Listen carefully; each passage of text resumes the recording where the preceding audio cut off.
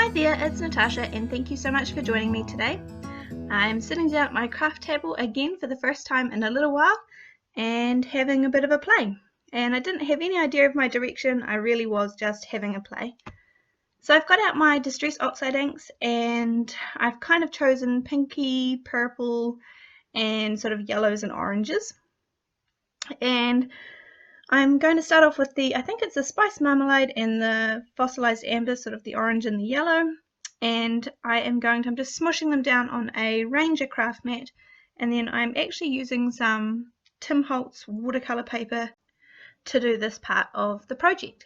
So I'm just putting the inks down on my craft mat, spraying with a little bit of water, and then putting down my watercolor paper. And then I'm speeding up the process of drying them by using my heat gun. And I'm going to do this several times over with all the different colors, so I'm going to speed up the process a little bit just so that you don't get too bored. So now I'm using the excuse me, the pink and the purple, and I think I'm using picked raspberry and wilted violet.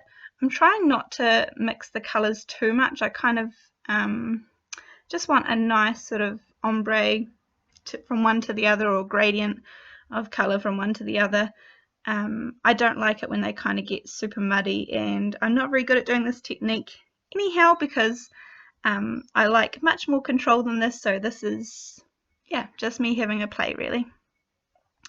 So if I don't think I've quite got it as I want it, then I add a little bit more water and then just kind of re-put it down in the same place. But in general, I have one color at the top and one color at the bottom, and I keep them sort of roughly that way. These are a couple of the greens that I am going to use for the leaves. So I think it is Peeled Paint and Twisted Citron. They don't end up being so defined, the two different colors, but that's okay. And then I think I used some Fossilized Amber, and I can't remember if it was Worn Lipstick or Picked Raspberry, but one or the other, and they sort of went together a little bit more than I anticipated. That's okay, all good, and it ended up looking really nice in the end. So as I said, I'm just using my heat gun to dry these so that I can speed up the process because I only have a super limited amount of time to do my crafting in. And these are what the 5 panels kind of end up looking like. Nice vibrant colors today. I'm going to do lots of die cutting now. This is a little wreath. I think pretty much all of these dies are from AliExpress. I will link what I can below and apologize if they're not available anymore. So I've got the wreath on the pinky purpley one, and then I've got these leaves on the green one. I'm really sorry about my camera angle. My camera's gone really funny today, and I'm just waiting for my husband to come home so he can help me fix it. So I'm just adjusting to its new place on my desk, and I forget sometimes that it's in a different place. Anyhow, and then I'm going to use these 2 flower sets and run them through on the kind of yellowy orangey and a couple of little pink bits as well. So lots of die cutting, and I end up cutting these flowers a few times, just like the leaves. I cut those out a few times, but just didn't want to have you sit through that. And then last but not least, I'm also going to die cut this wreath on a piece of 80-pound Nina Solar white paper. This is my card front, and I'm going to use the 110-pound Nina Solar white for my card base. This is the word thanks, which is going to be my sentiment today, and that is also one from AliExpress. So now I just need to pop everything out. I've done a whole lot of die cutting and had heaps of fun colouring the papers first up. So now I'm just popping everything out and making little piles of flowers, little piles of leaves, and then getting the wreaths out as well. Even though these leaves are really fiddly, they did come out really easily. But sometimes with watercolor paper, because it's a little bit thicker, you might need to run it through a couple of times.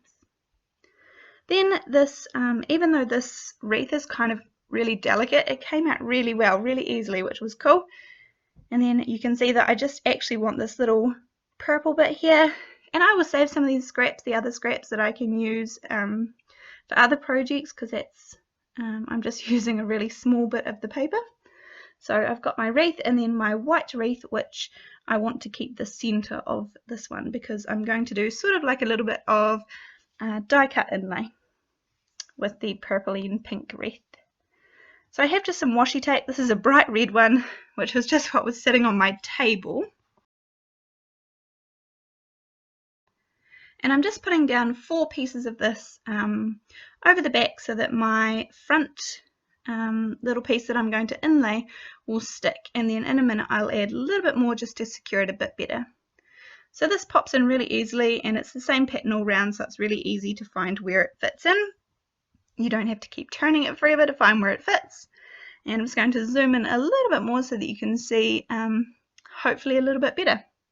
So you can see that that red washi tape is just catching enough of the wreath to keep it sort of in place until I get a little bit more tape ready and sorted. So as I said, it's popping into place really easily, and that red washi tape you won't be able to see when it's all finished, so that's cool. And same with the inner piece, I'm just using that white piece and popping it in, and it just fits in really nicely. It's just like pieces of a puzzle fitting together. As I said, I just need to add a little bit more washi tape to the back to secure those bits that you can see, and it's not a pretty picture from the back, but nobody will end up seeing it, so that's okay. I put some really fine little pieces of foam tape on the back of my thanks, so stuck that down right in the middle, and I wanted to do that first so that I could place my flowers and greenery sort of around it.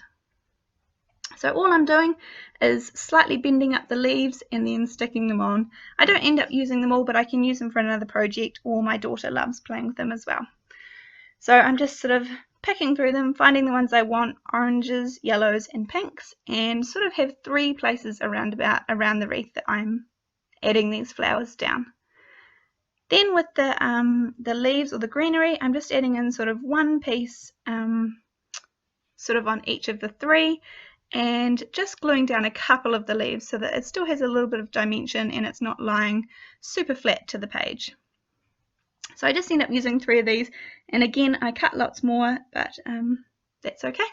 My daughter will have fun playing. So just to finish off, I have some Nuvo drops in one of the transparent pinky colours, and then the other one is the Morning Dew, which dries absolutely clear. Thank you so much for joining me today. I hope you enjoyed this card. I enjoyed making it, and I'll see you next time. Thanks. Bye.